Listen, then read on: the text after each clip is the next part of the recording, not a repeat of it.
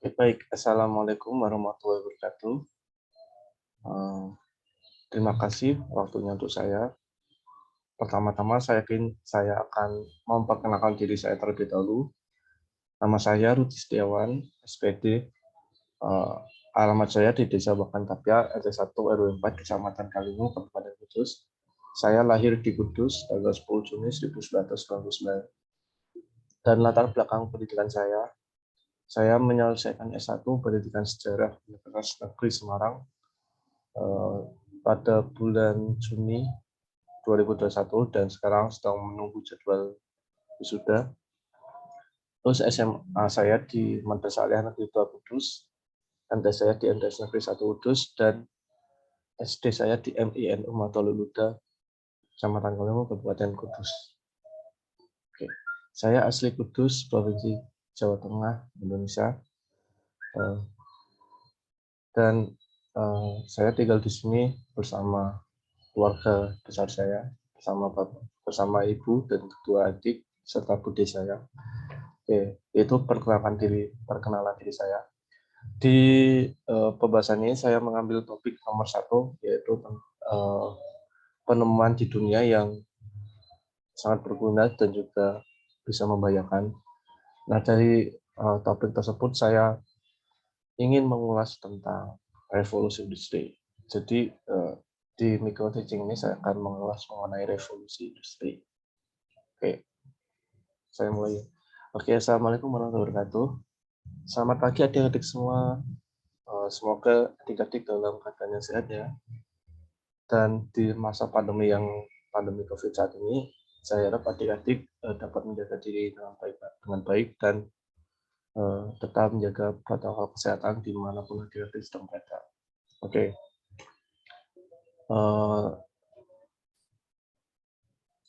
Oke, kita akan belajar mengenai revolusi industri adik-adik. Apa sih revolusi industri itu? Jadi revolusi industri itu terjadi 4 kali. Yang pertama revolusi industri 1.0 yang diawali di Inggris dengan penemuan mesin uap oleh James Watt, dan ada revolusi industri kedua, revolusi industri ketiga, dan revolusi industri keempat yang sedang kita nikmati saat ini. Di pembahasan ini kita akan membahas revolusi industri 1 atau revolusi industri Inggris yang perubahannya sangat signifikan, terutama dalam hal tenaga kerja. Sebenarnya apa sih revolusi industri itu? Jadi revolusi berasal dari kata revolusi. Revolusi adalah perubahan yang sangat cepat. Lawan dari revolusi adalah evolusi. Evolusi itu perubahannya sangat lambat. Oke, jadi revolusi industri itu dapat diartikan sebagai perubahan yang sangat cepat, terutama di bidang ekonomi, yaitu kegiatan dari ekonomi agraris ke ekonomi industri yang menggunakan mesin dalam mengolah bahan mentah menjadi bahan siap pakai. Nah, kuncinya di sini ya, jadi menggunakan mesin. Nah, revolusi industri itu diawali dengan penemuan sebuah mesin uap oleh James Watt. Sebelum ditemukan mesin uap, semua pekerjaan, baik itu memintal benang, membuat segala sesuatunya, itu masih sangat manual dengan bantuan tenaga manusia. Dan karena manual, membutuhkan waktu yang sangat lama dalam sebuah pengerjaan tersebut.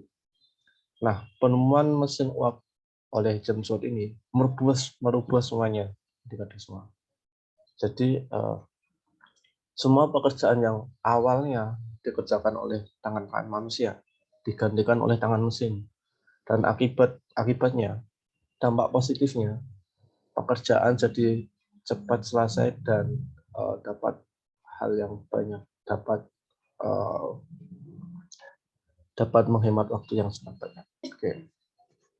Nah, revolusi industri adalah mengubah cara kerja manusia dari penggunaan tangan menjadi penggunaan mesin. Seperti yang saya jelaskan tadi ya, dengan penggunaan mesin ini, semua pekerjaan manusia diganti dengan pekerjaan mesin, dan ada dampak negatif juga. Jadi manusia yang dipekerjakan ini otomatis akan dikurangi dan menemukan banyak kriminalitas. Revolusi industri diperkenalkan oleh Friedrich Engels dan Louis Auguste Blanqui di pertengahan abad ke-19. Lanjut ya.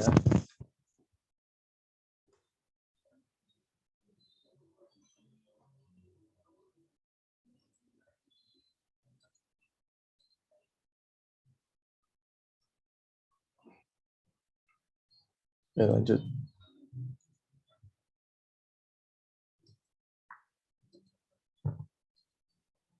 Terus sebelum terjadinya kondisi revolusi, sebelum ada revolusi industri, di Eropa ada beberapa kejadian penting. Yang pertama, ada beberapa kondisi, terutama di abad ke-15 atau masa Renaissance. Yang pertama, sistem nilai dari masyarakat komunal tradisional menjadi individual. Terus yang kedua, mundurnya pengaruh feodalisme dan tumbuhnya sistem ekonomi prakapitalisme dan dorong terjadinya praktek merkantilisme. Kekayaan yang diukur dari jumlah emas, perak, dan kolonialisasi. Terus yang ketiga, terjadinya inovasi dalam ilmu pengetahuan dengan pendekatan pemikiran yang rasional. Yang keempat, produk-produk pada masa pra-industri masih dikerjakan secara manual oleh kelompok gilda atau pengrajin. Jadi sebelum terjadinya revolusi industri, sistem ekonomi yang terjadi waktu itu masih bersifat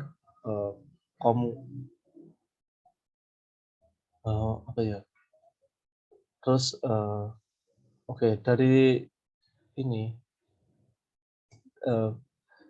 hal yang paling utama sebelum terjadinya revolusi industri, semua pekerjaan dilakukan oleh kelompok pekerja.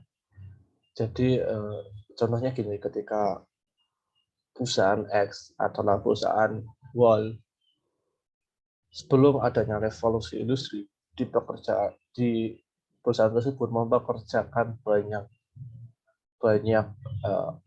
orang, banyak pengrajin dengan bagiannya masing-masing. Ada yang memintal, ada yang lain-lain. Nah, itu kondisi sebelum revolusi industri. Dan kondisi tersebut menyebabkan penyerapan tenaga kerja yang sangat banyak, banyak dan masif tentunya. Oke, lanjut.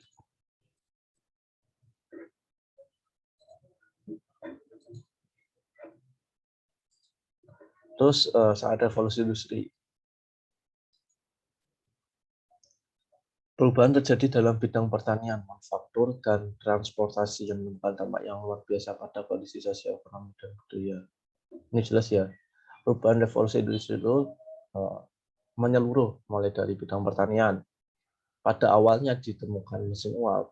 Nah, dari mesin uap tersebut memunculkan penemuan baru, baik itu di bidang pertanian, manufaktur, transportasi, maupun lainnya. Terus penemuan teknologi mesin uap menyebabkan terjadinya mekanisasi industri seperti pada industri tekstil dan baja.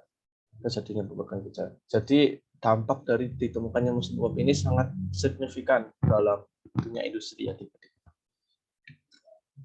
Dengan mesin uap ini semua pekerjaan dapat diselesaikan dengan sangat cepat. Terus tiga, meningkatnya penggunaan bahan bakar batu bara sehingga berdampak negatif pada lingkungan.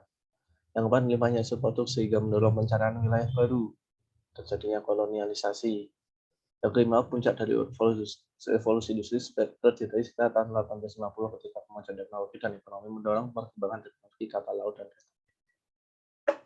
Jadi dengan adanya revolusi industri, kolonialisasi di dunia berubah dari yang awalnya hanya mencari Dritchi, Glory, Gospel, pasca revolusi industri berubah menjadi daerah kolonialisasi tersebut menjadi daerah yang dituju untuk dijual hasil-hasil dari dampak revolusi industri tersebut. Oke, lanjut. Nah, tahapan revolusi industri yang pertama industri rumah tangga. Produksi barang dilakukan di dalam rumah tangga dan bersifat musiman. Proses produksi dilakukan secara manual dan tidak terspesialisasi. Pekerja adalah anggota keluarga tersendiri dan untuk kemanfaatan sendiri. Yang kedua, industri manufaktur. Tersedia tempat kerja untuk kurang lebih 10 orang bekerja di halaman belakang rumah dan di bagian depan dibangun toko untuk menjual hasil industri. Muncul gilda dan tengkulak. Yang ketiga ada industri pabrik. Telah mengenal pabrik dengan teknologi mesin industri. Mulai digunakan sistem dan berjalan, buruh hanya bekerja membuat hasil industri penjualan dan diserahkan bagian pemasaran. Terus para penemu revolusi industri. Para penemu revolusi industri yang pertama ada John Kay. Nah, saya rasa yang paling penting itu penemuan ini dari James Watt, yaitu mesin uap. Soalnya dengan teknologi ini, semua pekerjaan jadi lebih mudah. Dan awal terjadinya revolusi industri juga ditandai dengan penemuan mesin uap ini. Namun ada juga yang menentang revolusi industri, terutama dari John Ruskin dan William Morris. Mereka menentang dengan gerakan arts dan craft movement. Gerakan ini lebih bersifat sebagai gerakan sosial tentang industrialisasi dengan gerakan seni seperti abad pertengahan. Oke, revolusi industri juga memiliki dampak yang besar juga ya. Terutama ada dampak politik. Yang pertama ada persaingan menguasai tanah jajahan. Ini jelas negara-negara besar seperti Inggris, terus negara-negara penjajah seperti Inggris, Belanda dan sebagainya. Dan itu bersaing, terutama pasca revolusi industri, bersaingnya adalah mencari daerah pemasaran hasil industri tersebut. Nah, persaingannya terjadi di situ. Terus dalam kapitalisme atau penanaman modal, dana jajan untuk tempat penanaman modal, sendiri sebenarnya. Ini juga terjadi di Hindia Belanda, khususnya di bangsa kapitalisme yang dilakukan oleh para bangsa kolonial, terutama hanya mencari keuntungan saja di situ. Terus dampak sosial, yang pertama ada muncul pusat-pusat industri, yang kedua urbanisasi, yang ketiga polusi udara, yang keempat peningkatan mutu kualitas kehidupan masyarakat. Terus selanjutnya nasib buruh tidak diperhatikan tentang penggunaan buruh anak-anak dan wanita, muncul kawasan industri black country, munculnya revolusi sosial untuk memperbaiki nasib buruh, dan muncul dua lapisan masyarakat, buruh serta pengusaha atau proletar dan bourgeois. Oke, kesimpulannya ya. Kesimpulan dari pembahasan ini, yang paling utama adalah awal dari revolusi industri terjadi itu pasca penemuan mesin uap. Mesin uap ini merubah segalanya, terutama perubahan yang sangat signifikan dalam hal tenaga kerja. Tentunya dengan mesin uap ini semua pekerjaan jadi lebih efisien, lebih cepat. Namun terjadi pemecatan massal terhadap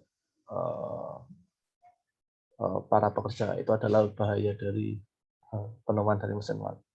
Oke, sekian dari saya. Terima kasih. Assalamualaikum warahmatullahi wabarakatuh.